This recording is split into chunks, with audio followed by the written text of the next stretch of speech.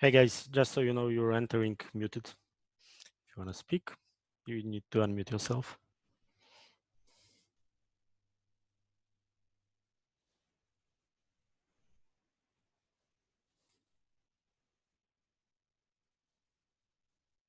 Hej.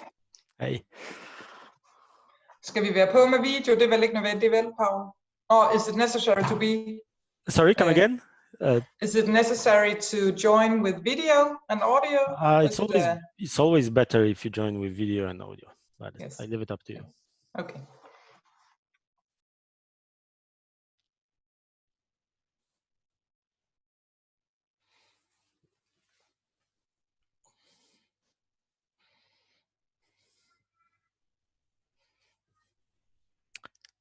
Remember, Stine, you're muted. Not any longer. Hey.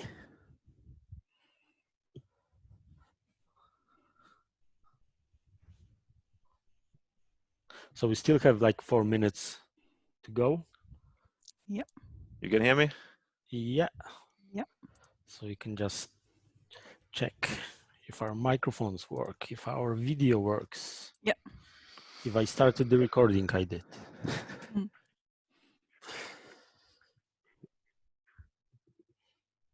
If I can share my screen. Now you can see my screen, right? Yeah. Good. Stop sharing. So that works also good.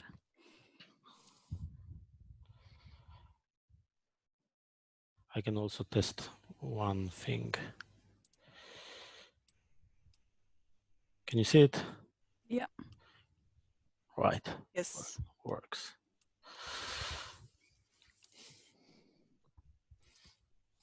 I can see some people that was also here last week, so we can say welcome back, and we're glad you joined. Thank you. Can you hear me? Yeah. I'm using new headphones, so okay, that's good. Yeah, all good.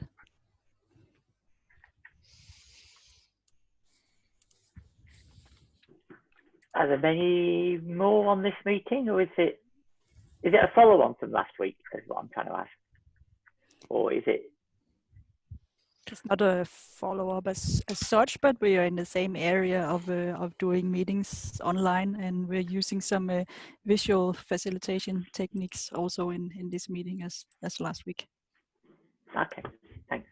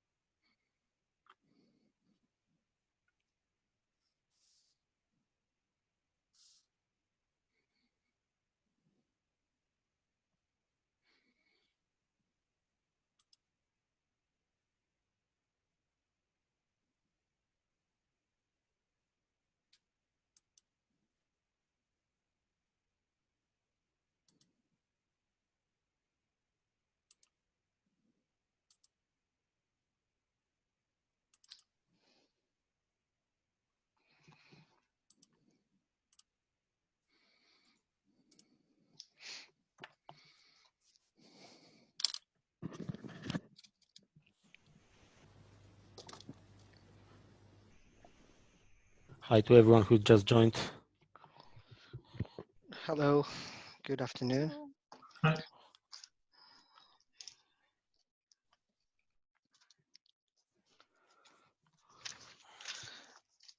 I thought this was at 4 o'clock, but obviously in my time zone it's at 3 o'clock. So Yeah. You're right. Hello, everyone.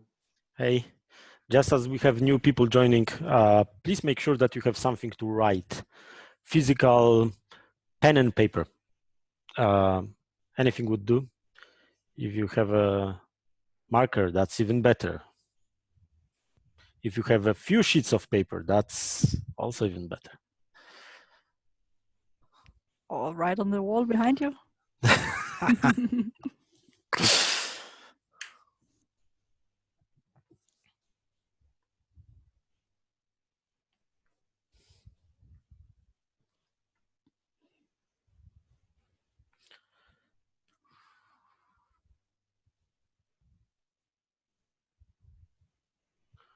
All right. I guess we can Yeah. start. Let's get started. So yeah,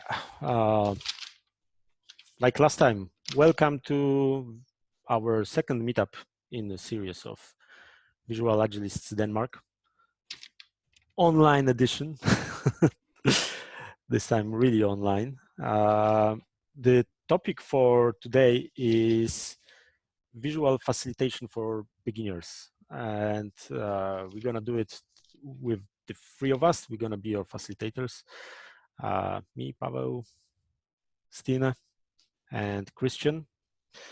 And yeah, the goal for today is to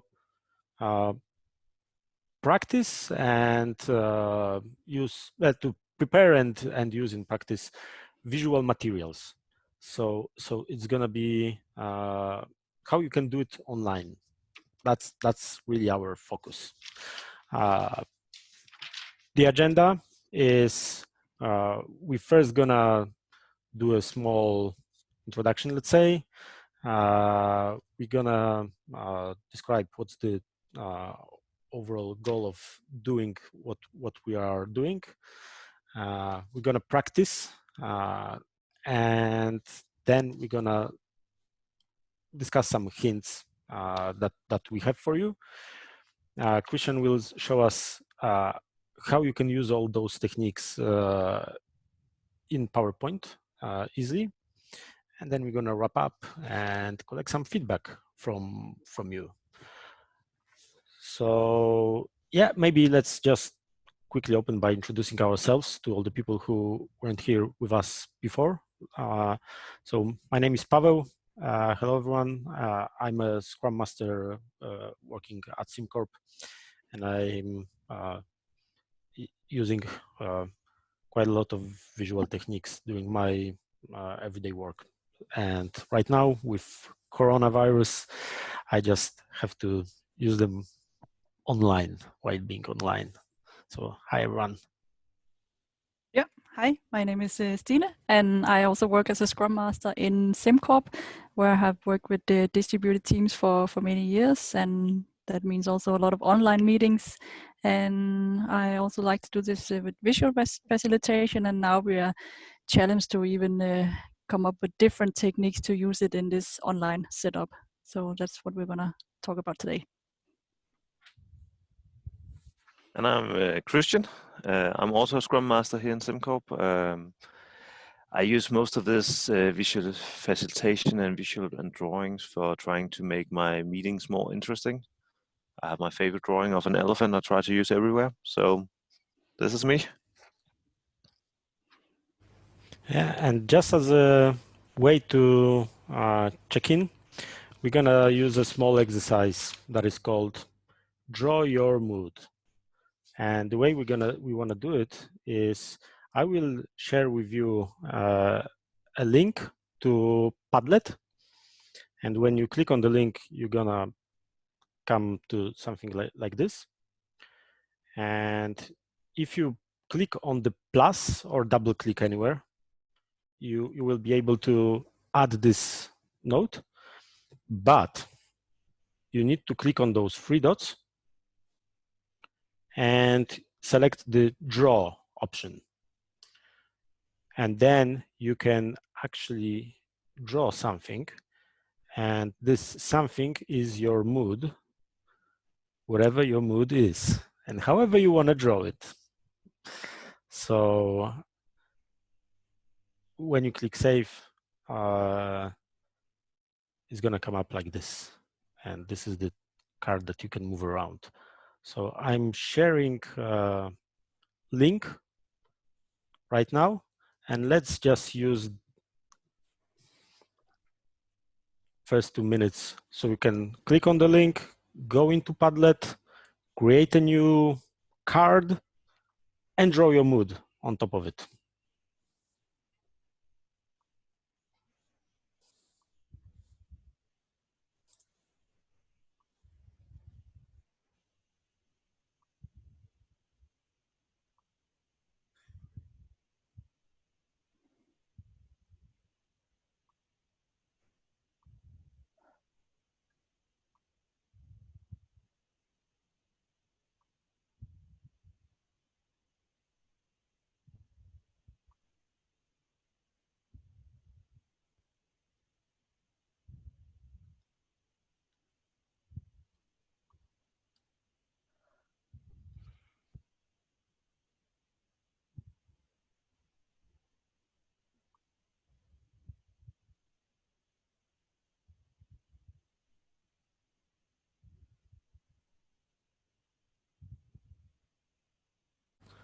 I'll just share the screen so those of you who don't want to show us your awesome drawing skills can still see what's going on.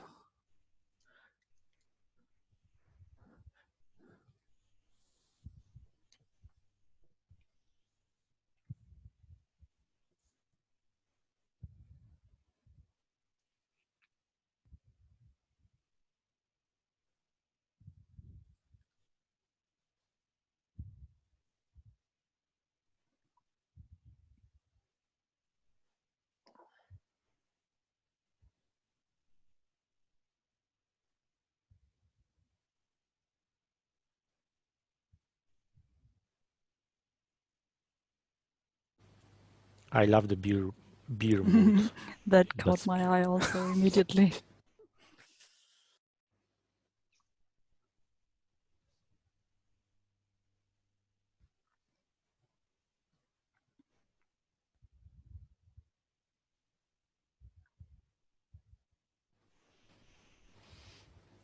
Just as you guys are finishing drawing, Padlet as a tool is very useful. You don't have to log in to use it, you guys, as people who participate, which is something that is not too common. Many tools require you to create an account, and that's a huge limitation when you're facilitating for people. Like even inside your team, people might not want to create an additional account for additional tool. So it's good to know that Padlet can do it. All right, Stine, are we moving on? Yeah, let's move on. Thanks Let's a get lot, guys, for started with yeah, it was really nice creations, and it was actually a tip I didn't know that existed in Padlet, so it was really cool. So a little bit about why. Let me know if you are not able to see this. But pictures has always been here and been a strong communication tool. You can say even back from the ancient cave paintings, and then as used as symbols with the hieroglyphs, and well, today we also still use normal letters, but a lot of people only use emojis, as you probably know, and can write a long text only using emojis. So pictures are a very strong tool in our, and has always been around. As mentioned, visual facilitation is a very strong and powerful tool, and just this is not the facilitation uniform that we use here in SimCorp. So you can say, so the site is actually our primary sense, and quite often you say that the picture says more than 1,000 words. And that is also why pictures are more appealing and speaks more direct to us and to our senses and emotion than just having words alone. It's because it's easier that makes it easier to understand very complex things, and that's because when you combine words and pictures, it activates more areas in our brain, and it then increases our memory. So pictures are a very non-verbal communication tool, and it just adds an extra dimension to the communication and gives life to our communication. It's also a very flexible communication tool. You can use it in many, many ways. Again, this is not something you need to be able to do as a visual facilitator. And it's flexible because it's a common language across cultures, countries, and languages, and something that people can just start to look at immediately and start to get thinking, which is why especially in workshop and meetings, it just invites participants to engage and to involve and interact in the meetings. So that's a little bit about why it's a good tool to use, a good communication tool. And then I think we move on to a little bit of a workshop part here. I'm gonna do a small change of setup, and if you can just grab your pen and paper now, because we now want to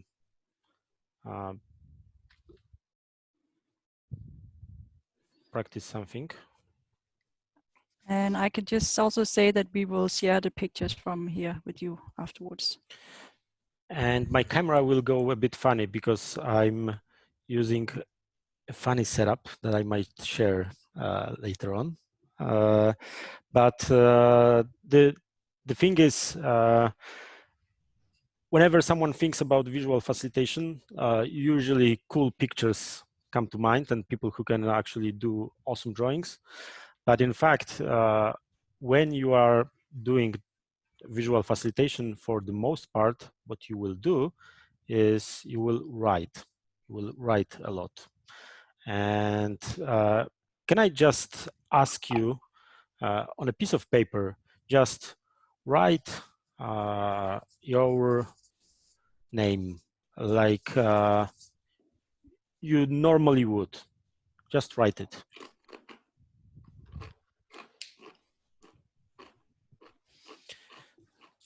And if it's anywhere near what I did, so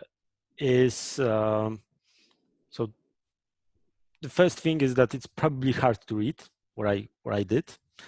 And the reason is that I've used the joined up writing, which is something that in many cases it's being taught at school.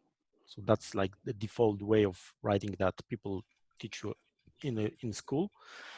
It means that letters are very often joined, and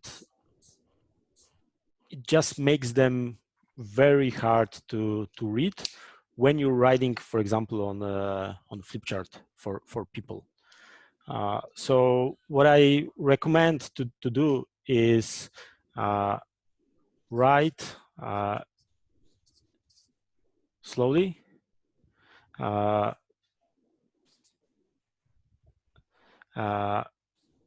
in a not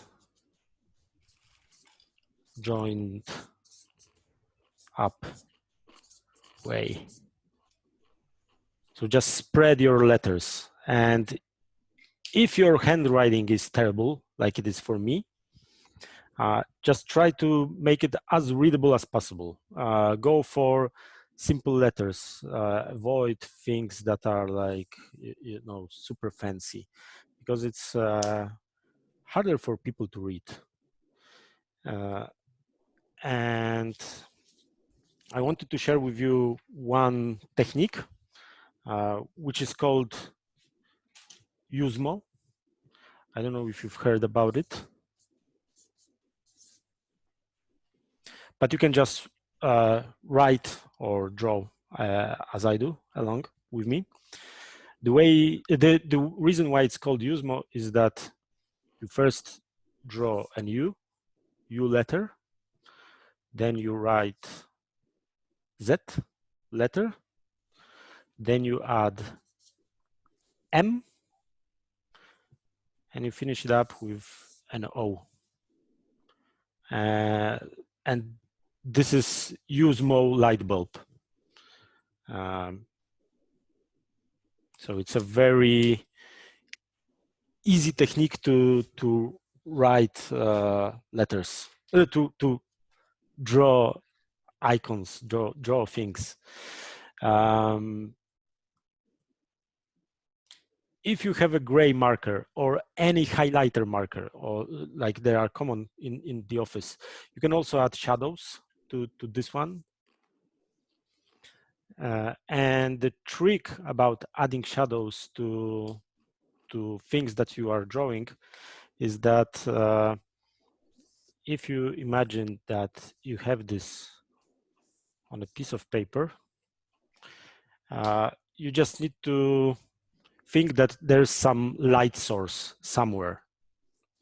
Let's say that the sun is here and it's giving you a shadow. And in that case, you draw all the shadows on one side of wherever you are writing or drawing. And this, if this was a piece of paper here, it would have a shadow over here. And as you can see, you don't need to be like super super painter, super artist to prepare something like this. A hint I can give you is that if you are if you want to add a shadow, if the object is flat in reality, in real life, you draw the shadow outside, like on this piece of paper here. And if the object is 3D in real life, then the shadow is inside, like on the light bulb. So just to give you a bit more examples, try drawing something like this. And oh, add something like this. And it's a bomb. And like I said, it's a 3D object in real life. So you wanna add a shadow on the side if you have something to add a shadow with.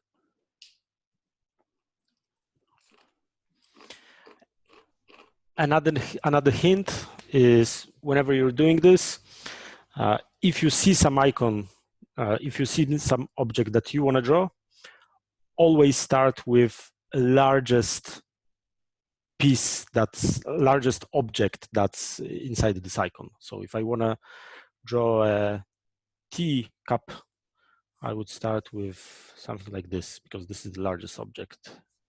And then I would just add all the fancy details. And like previously, if you want to add a shadow, just do it like this. And you have a teacup.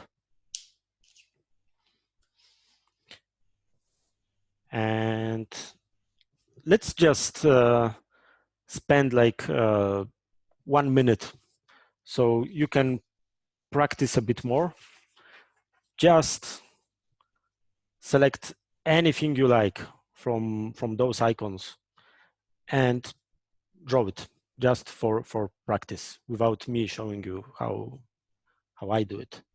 So remember, you're starting with the largest object first, and then you're adding all the smaller objects. So if you want to draw an umbrella, just draw an umbrella and then add those small things. If you want to draw an eye, just draw an eye first and then fill it out. So just 1 minute to do this.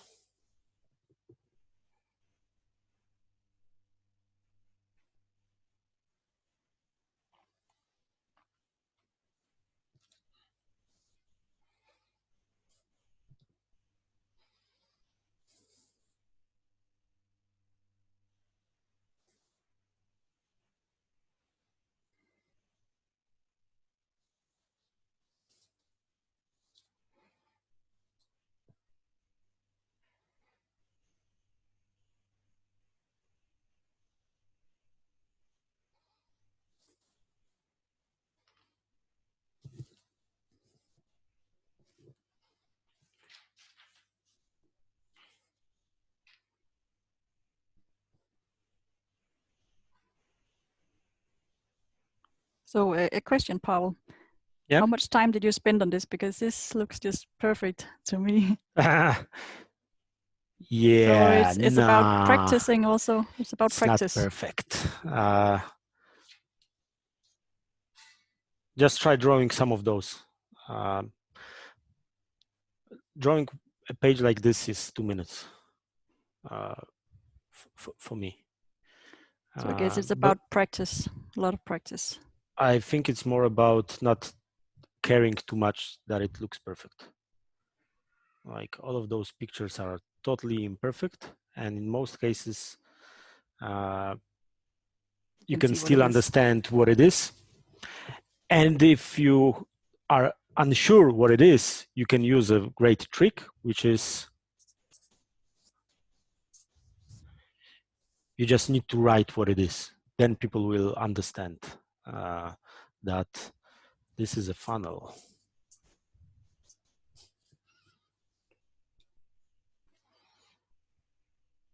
right?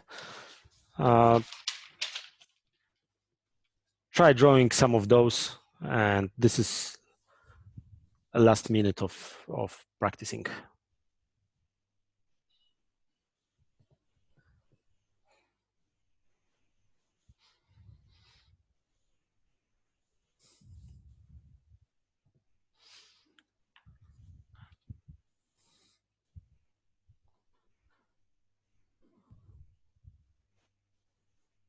And obviously, most of those pictures, it's like what type of meaning do you want to give them is up to you, really. Depends on the context. Maybe you're drawing a bomb because you want to, you're thinking about some risks that are involved in your project or in whatever work you're doing.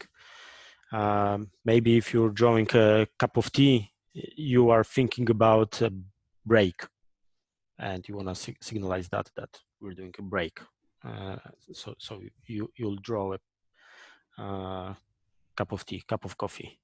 Maybe this one here, you want to celebrate something, and this is a celebration. Yeah. So it's really up to you to give meaning to those pictures, and meaning depends on context. So this was a small drawing practice on how can you draw objects and how do you apply shadow to them. And what I can really recommend is that you get a gray marker or any highlighter, because then you can add shadows to the objects that you're drawing. So that was me. Yeah, do you want to share your setup? Yeah, so we wanted to do it in a different way, but the way we wanted to do it, I wanted to do it, didn't work. So my setup looks like this. I had to kick my son out of his room, and I've stolen his Lego and his table, and I did a small, how do you call it, tripod out of his Lego bricks. So honestly, if you really want to do it, you'll find a way. It doesn't require a lot of fancy equipment or anything. Thanks for sharing, Pawel. I think that was really awesome. So I am now gonna draw on some that I hope you can see up here, because this is just to show a different technique. I'm still just on my laptop here, and I just have a poster flip chart back here. To underline a message, you don't always have to use an icon or a picture, but you can also have a quite large effect by just adding, maybe I should just remove it a bit over here. Sorry. Just to make sure here. Perfect. So if you have is that good? Yeah, just Yeah. let me know. So maybe you have a text, and you're all welcome to just also try out the different effects. Maybe you want to underline it. Do you see it? Is it fine? Yeah.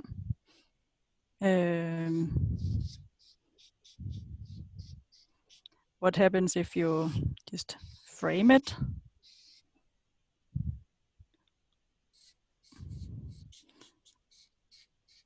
And again, what happens if you, for example, frame it in a different way? It kind of underlines the message you're trying to show.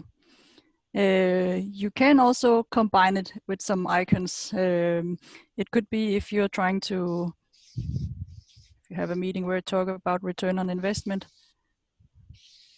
maybe you didn't want to have like a backup money, or if you're generating ideas.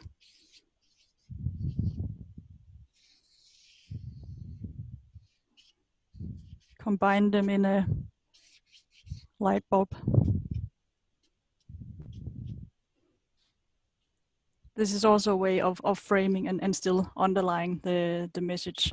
So there's a lot of lot of frames that you can then practice. I have made some for you that I will just get over here, and you can just practice for a couple of minutes. Let me just find it. Yeah. I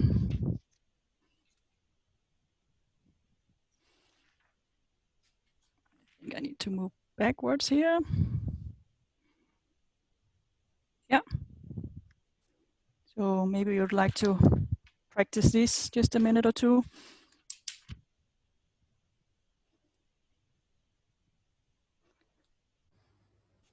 I like adding frames to everything that I'm doing.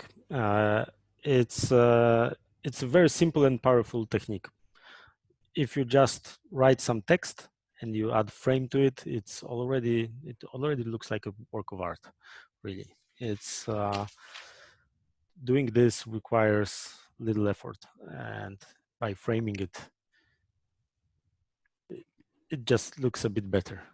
Very simple technique. And it's also shown actually that for the brain, it's easier to focus. So that means that the audience you have who actually sits out there has an easier time to focus, because when it's put into a frame, it's easier for the brain to consume and see what it needs to focus on. Yeah, sorry. And now, Stine, you have to say something because we stole Zoom's focus from you. Oh, okay. Sorry. Okay. Yeah, that's good to know. Are you back on the frame your text poster? Yeah, you can just practice them a bit more. And again, we will take pictures and send out so you can use them for inspiration. Some of them you'll find out that are easy to make for you, and there are a couple that are not really my favorite. And,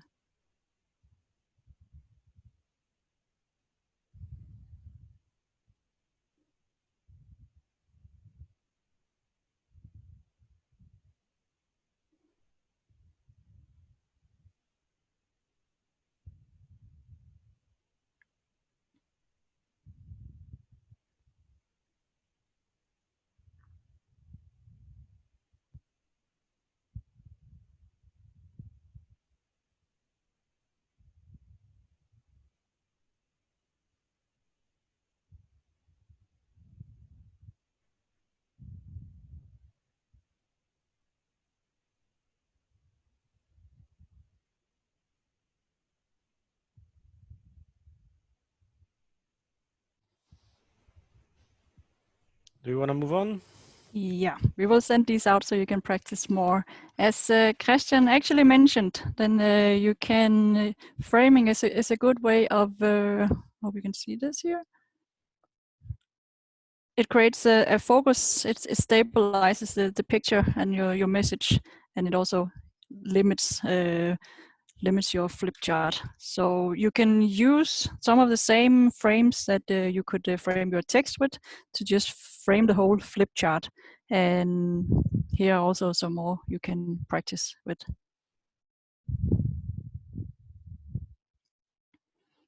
For example, the one here up with ideas, if you want to generate ideas, so it's also underlining again the message.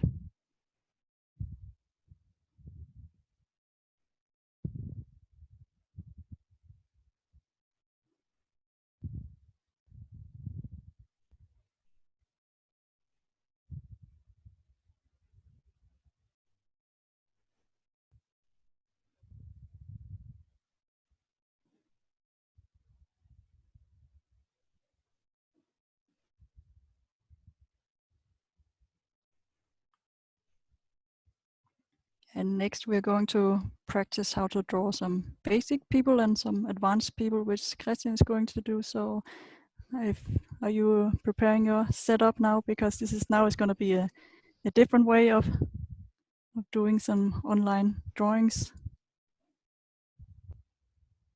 So we can just take 30 seconds more for people just to finish their frames. Yeah, and now I don't know if I was pinned here, otherwise I'll just say something again so we get back to this.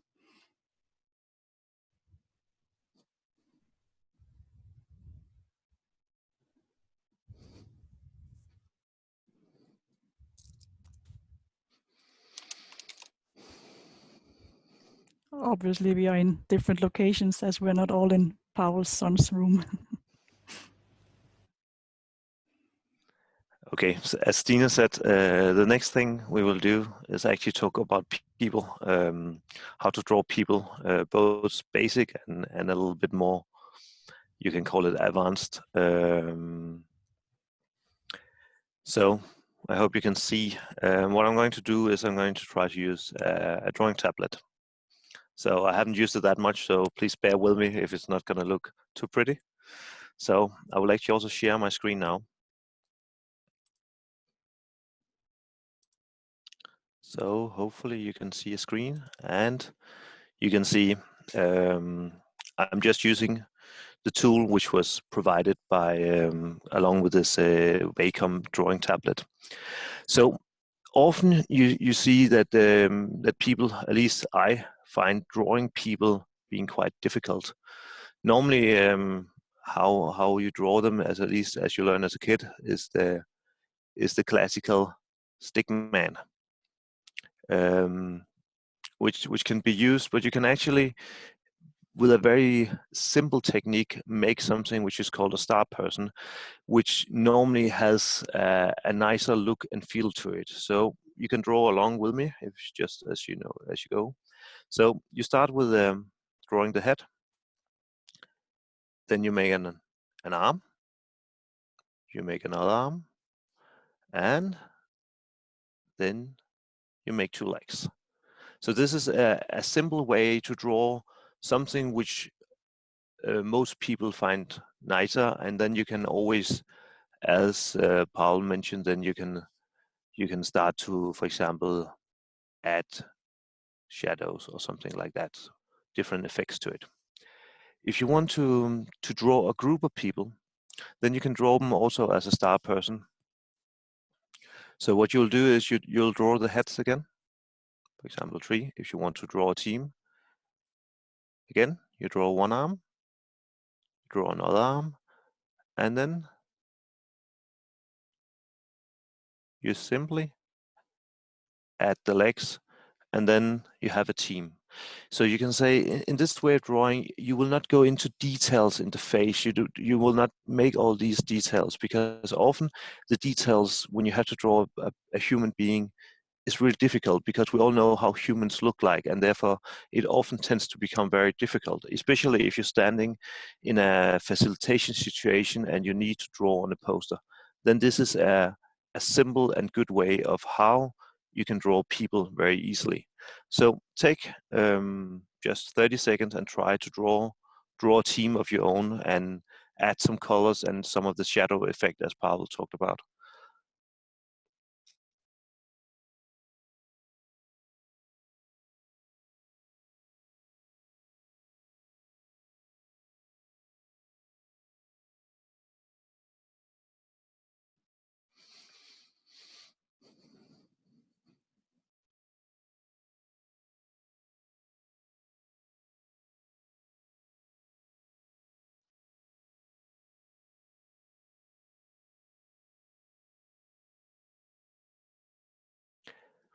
If you want to do something, you can call it a little bit more advanced.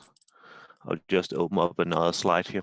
Then you can start to draw people a little bit differently, because you can say the star people, you have a harder time getting an expression or an emotion out of a star person than you will do in these slightly more advanced people.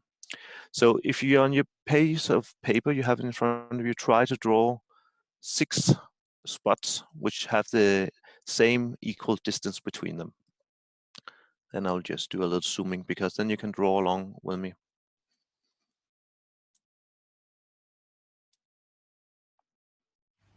Seven dots.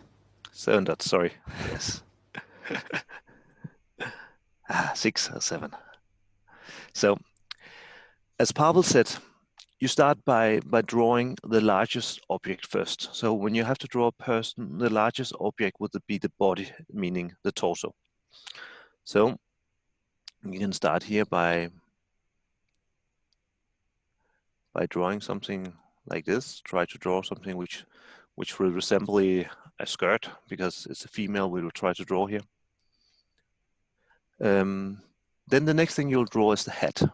If you want to draw the head of an adult, try to make it a little bit more X-shaped. So we have some sort of head up here. And the ratio between the torso and the head is roughly speaking 2:1. So the torso is around 2 dots high and the head is around 1. Then you add some legs, which is 2+. You can see this one there's a pressure sensitivity, so it doesn't get so nice. Then you can add the arms, so you can get the effect you want. So in this case, you have somebody who is pointing at some object. And again, as Pawel said, you can go down, add some shadow effect, decide on where your sunlight is, just add some shadow effect, just to bring a little bit more life into it. So just please draw along as we go. So now you can say this is a female body a person we have tried to make. So if you want to make a more masculine or more man, then what you'll do is you'll make the torso a little bit more triangular shaped. So that means you will have, oh sorry, I'll just take a black color instead. I just need to move this so I can get down to getting the black. So you'll make the shoulder a little bit wider. And again, you can draw something like this. You add a head, add some legs. And again, you can add some sort of emotion to this. So most people, and you can add the shadow. I took a little bit to black. But again, you can add the shadow, and in this sense, you have a very simple way to draw something. So now you can just say that you have a woman who's pointing at somebody and a man who's looking like, I don't know what's going on, and then we can draw whatever they're discussing. If you want to draw a child, sorry, I just need to go over here again. So if you want to draw a child, you'll start again with the torso. So the body of children is of course smaller. And then you'll do a head. But this time, it's not the prettiest one here. This time the head will be more round because children, because they're not fully grown up, will have a slightly more roundish face. So in order to try to make a child, you will then do a more round head. Again, you add some legs. It's turned out to be a little bit heavy baby, got a lot of food. And again, you can try to add some sort of emotion to the child here. And now I'll just use another coloring.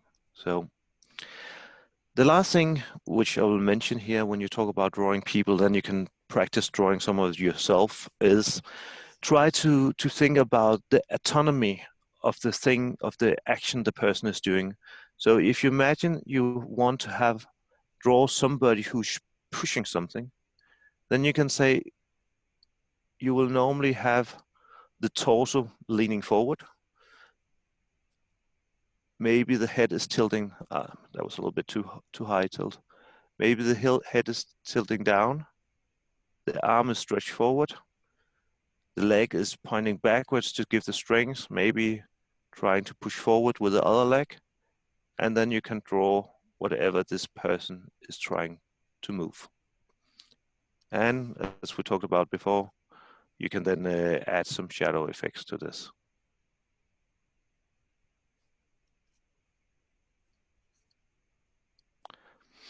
So I hope you try to draw along. But else what we're gonna do now is I will just have to move all of you around a little bit so you can better see the screen. I will zoom out a little bit, and then either try, come on, just do like this. Either try to make your own ideas about what you like to do, or else you can draw some of the pictures I have down here. Try to draw different people with different emotions doing different things. If you need any ideas, then you can say, try to draw somebody who looks surprised, somebody who feels entangled, somebody asking a question. So take 1.5 minutes and just practice drawing these. Also try to practice something where you have actually an emotion in the picture, like the guy trying to push the rock here.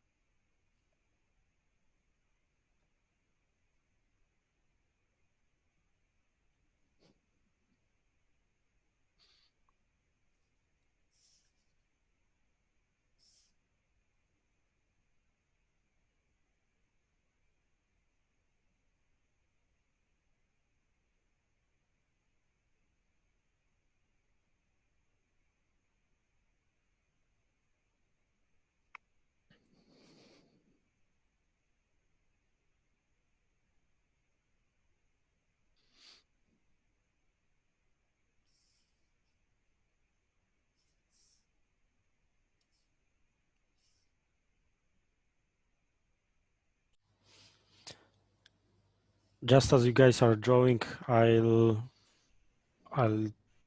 do one comment, so we won't be low on time.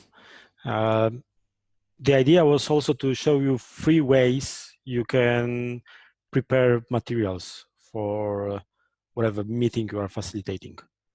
So I was doing the actual drawing on a piece of paper with a top-down camera.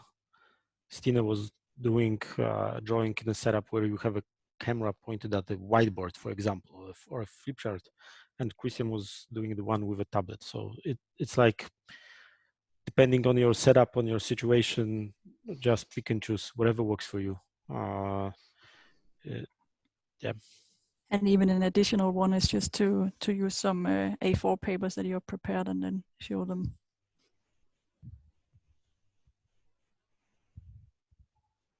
Is it time to move on already? Yeah, or... I think so. Yeah. I guess we can move on. Yeah, so it's Christian, just you're on mute. You're on mute. Me? I think you got the basic concept of how you can actually draw people and getting emotion and feelings into them. And movements as And well. movements, yeah. Again, we will share these also afterwards. Yeah, so just to wrap up a little bit on some of the things we just went through is how you then get started. Well, just do it. Get started and just do it and try it out. And it doesn't have to be perfect. It's difficult. You probably even heard us a lot of times say, it's not that good, but it doesn't have to be perfect. You need to let your inner perfectionist out and let go of that person. Also, because you need to remember that it's a tool. It's not an art in itself. So it's something you can use to support your communication, and it's not about making pretty drawings. Then keep it simple. Don't overdo it. Just keep it simple and learn your own drawings that you like and that you know how to easily make. Look for inspiration. Google, search for inspiration, and choose what you like, what makes sense for you, and then steal with pride. If you saw something here you like and it's easy for you to make, just copy that, you can say. As also mentioned, combine words with pictures. That gives a really good effect. And as Christian mentioned before, start with drawing the large objects first and then go along from there. If you want to make some of your workshops a little bit easier, maybe you can use some templates. It could be a good idea, but you need to be aware that it can also limit the thinking of your participants in the workshop. And it's also a more passive way of facilitating. But it can be useful depending on the context of the meeting or workshop. For example, in meetings you have on a regular basis, retrospective or something, can be useful. Yeah, I think the next thing is another technique that we would like to share. Yes, most of you probably know PowerPoint and has seen probably a lot of PowerPoint presentation, both good and bad. So the following we will talk about is how do you get your drawings into PowerPoint and how can you do effects in PowerPoint which can actually be used when you're doing the presentations. I will just share my screen again. So I just move these along. Here you see a PowerPoint presentation. I'll just start it up. I'll not show the whole thing. I'll show two different examples. This one is was given at a lightning talk I did. So here there's a topic on the lightning talk, and then all the different pictures are relating to the things I was talking about. So this is about a hiring process in a Scrum team.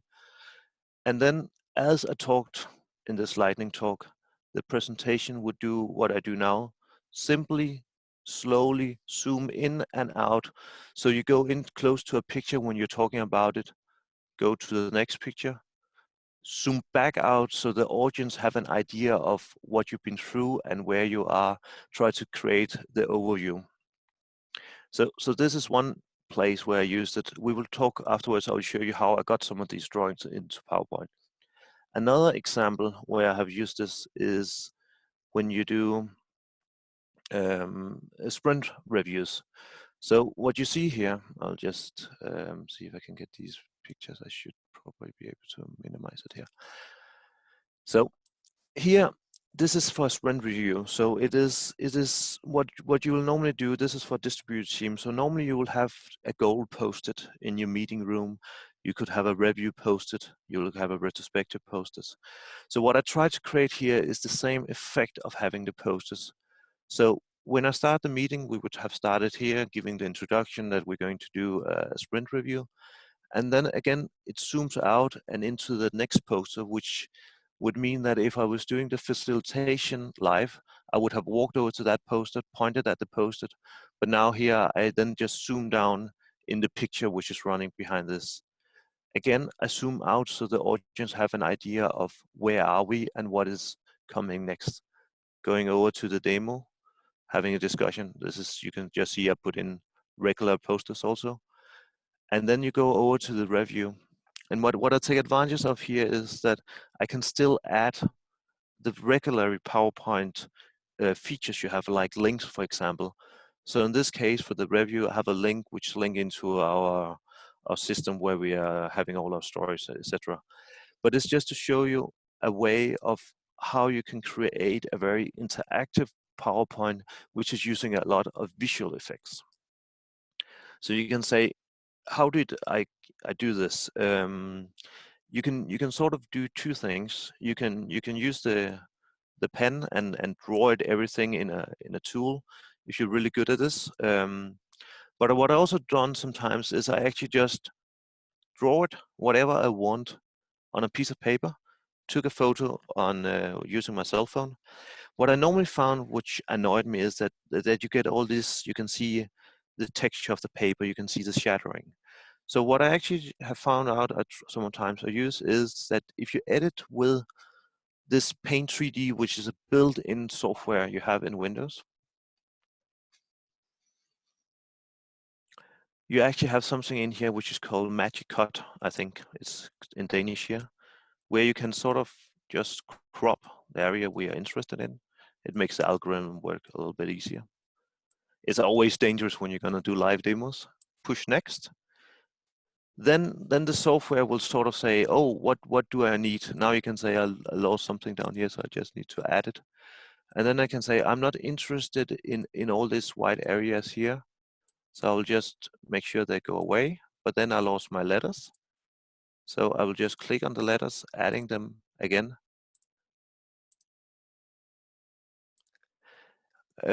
Out here it says add for those in English speaking, and here it says remove. Good. Now I got all the edges of my drawing. Then I can just say execute. Do a Control-C, copy. And then I can actually just open any paint program I want.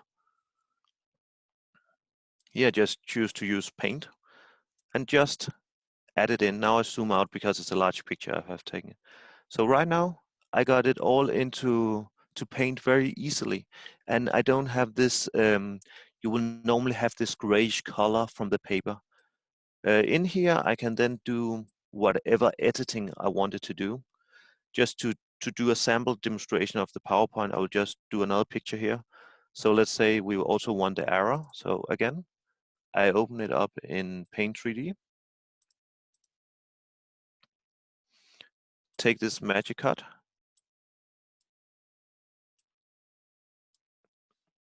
Go next.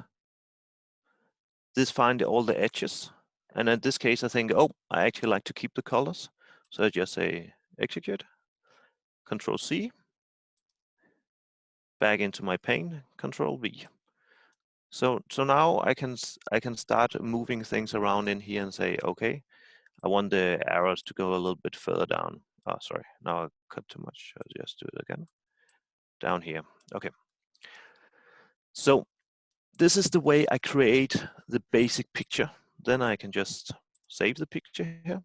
You can see I created one over here, which was called backup. Now we can just call this meetup. Save it. Go back and open PowerPoint up. I have a new presentation here, so I'll just insert a new slide. We have some standard things in our things in SimCorp is template, so just remove what I don't need. Then I said insert picture. Then I will go to my picture. I'll just choose this one here. And then you can see this could be my, you can just ignore this one over here. This could be my startup. Okay, so here I will start up and say, now I'm interested in you seeing the whole overview of what I'm going to show you. Then I make a new slide. But in this slide, I will now zoom out because what I do is now I drag the picture larger. Move, as you can see here over in the corner, you can see now we are zoomed in on where I want to do. And then I put a transition, which is called Murph. And so if we run this little PowerPoint presentation now, then I could say, welcome to this meetup where we will be interested in looking at different types of weapons, apparently bombs and arrows. And we will, then I zoom in on first on the meetup here, and then you can zoom in to the next things. I hope this gives you an idea of how to proceed. So you can say the next slides would simply be copy this one perhaps, add it again, make sure there's a transition of Murph, do another copy down here, go down into this one here, say, again, we enlarge the picture, move it around until we have what in focus we want, which is the arrow. Make sure that we do the morph here, and then we execute the presentation. And then we now have this effect of zooming in and out in the presentation. So this was actually what I wanted to show you guys. All right, so just a quick hint on how you can use this stuff. If you want to do some drawings, for example, you can add them to your retrospectives or improvement workshops or whatever type of workshops you're doing, just to make things look a bit better. This is the one that we did on the previous meetup. So I just did those drawings. I took a picture, and honestly, I just cut and pasted here. So that's one sample usage that you can do. Another one is the thing that we are doing as we go along. So all those cards, they just make things a bit more lively. So you can prepare this type of materials very easily and just share them on your calls. We've also used some sign cards for people, like if someone is on mute, you can prepare a card that says you're on mute and just show it. If you want to show people that the time is running out and you don't want to shout, you can just show this to your camera, like I did. Or you can use a trick that Christian showed you. Or if you want, you can also prepare a drawing and do a retrospective on top of it. If you're using tools like Miro or Mural, you can prepare a drawing, make a photo, put it on an online whiteboard, and then just make people add post-it notes on top of it. So like you can use a lot of tricks to add visual twist to your workshops. Yeah, thank you.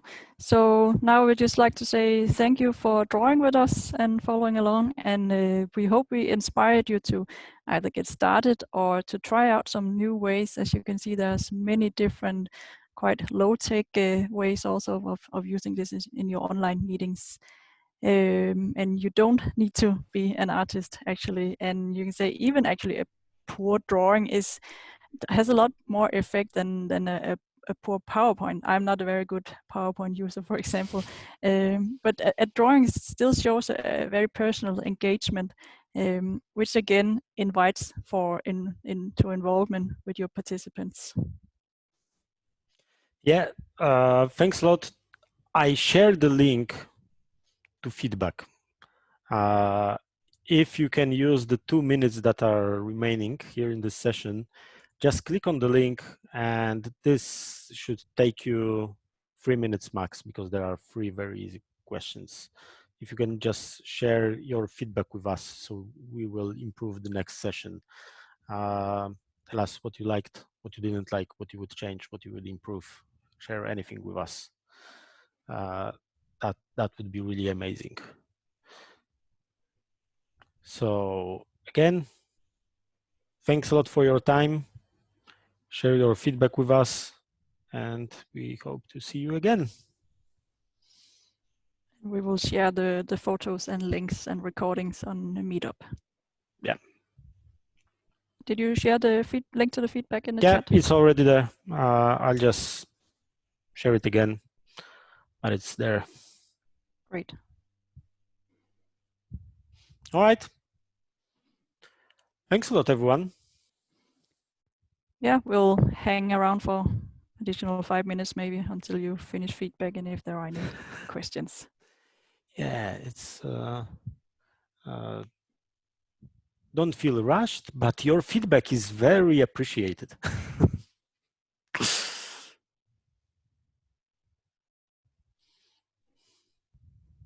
And if you have any questions, just shoot them.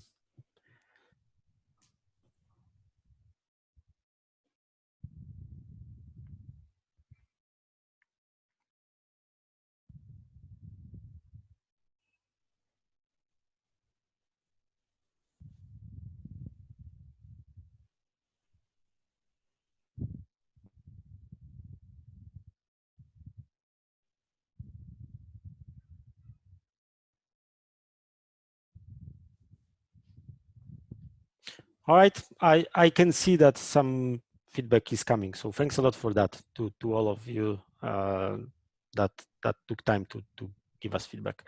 I'm gonna stop the recording now.